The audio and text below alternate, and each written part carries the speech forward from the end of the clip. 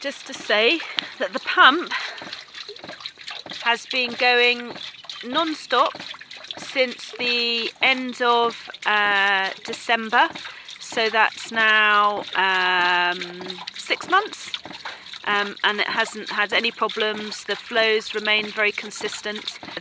A bit of help from my dear friend Rachel and also Rob came, and but had they not, the instructions are very clear to how to fit the ram.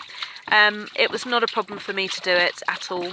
It's really straightforward, really basic. There's a great video on Water Powered Technologies website if you need to have a look as well. But yeah, very straightforward. You just need, I would suggest 2 Stilsons just to help tighten up all of the joints.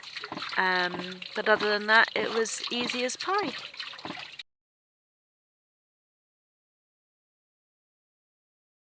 So, because the ram pump wasn't in the right place, well, it works, but it's not as its most efficient.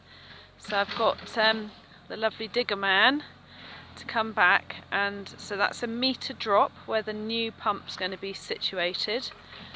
And at the top there's going to be a 2,000 litre tank, and then that's going to be 7 metres drop to where I'm standing.